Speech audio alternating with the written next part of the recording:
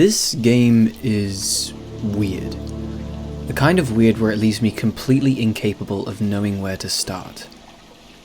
Here's what I know so far. It's a platforming game where you run around in this dark, desolate, floaty, blocky cube world that's almost always raining.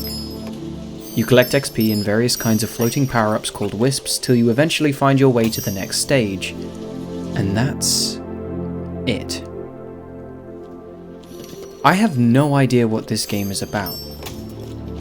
It literally drops you in with no introduction, no context, and not a droplet of lore. There's no story to this game. And I think that's the point. This game was created and developed by David Sanchez from Breakfast Studios. The studio has created a total of 3 games that are immediately playable on Steam, with the promise of one more being the sequel to Hymno. I feel that this game was created as a personal project of the developer. It seems to me that Hymno was created for the simple purpose of de-stressing and finding a calm state of mind. There are 3 factors that play to this strength: the sound, the objective, and the setting. The sound is a colossal contributor to the stress-less nature of this game. The consistent rainfall, sloshing waters, and quiet interactions make for a serene atmosphere. There are times when either the rain or the music stop briefly to give way to this vast and pervasive emptiness. At times like this, the stages feel much larger, and your attention is immediately drawn to the sounds of your dashes and wall jumps. I'm going to talk about the music in a later section, as I believe it earned a deeper analysis. The objective of this game is so simplistic it feels like it doesn't even need mentioning. You collect experience orbs to level up, collect up to 3 green gems that even now I still don't know the purpose of, release and utilize wisps that you find that are locked behind certain level restrictions, and your only real sense of progression is proceeding to the next district. The setting leaves a lot to the imagination. There doesn't appear to be any rhyme or reason as to why the world exists, if there are any names for any of these things and places. There's no saying if there's a single semblance of lore in this game at all. The closest thing is when you progress through to District 11 and supposedly complete the game. But it just leaves more questions in its wake. I feel as if enough time has passed without mention to the elephant in the room. The aesthetic. This game looks stunning. The visual punch of this game is absolutely one of its greatest strengths, and it would be a crime to leave it unrecognized. I find it amusing how the game's only graphical option is fantastic.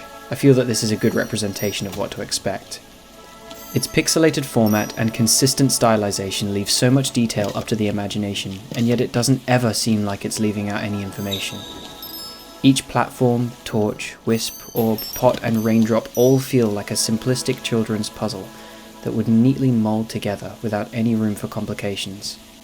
Everything just fits.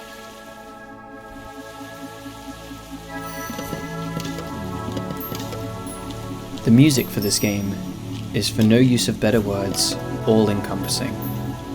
Each track has been named after a certain interaction that you can perform in the game, and I think that this is a neat touch that goes unnoticed by most who stumble across this game. Each track has no shortage of presence that is tactile and textural. You are constantly aware of it, and the way it controls how the game feels. So how does this game feel to play? I found this game to be far more user-friendly on controller with the base inputs. Without the use of a controller, I certainly recommend changing the default key bindings to something more intuitive that doesn't leave your dash on W. Collecting XP is effortless, as the orbs magnetize themselves towards your character once within a certain range. There are smaller, bite-sized XP that appear from jars and pottery, as if inspired by Zelda. The wisp power-ups honestly surprised and excited me the first time I stumbled upon them, though I was slightly disappointed to find out that they expire after a certain time. There were 2 in particular that stand out in memory. One that increased your jump velocity, and the other that slowed your descent. Your character's movement is locked to 8 different directions, and the D-pad on controller has no function. The dash has the same issues as the movement, though it's much more noticeable.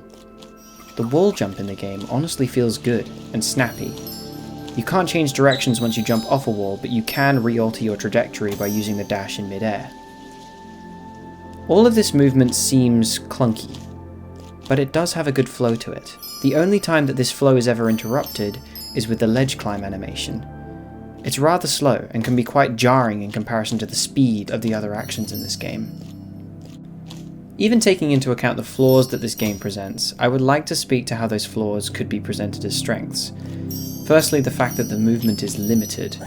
While it may seem clunky in comparison to most other 2D platformers, its simplicity is exactly what makes the game so relaxing to play. The movement feels good to master.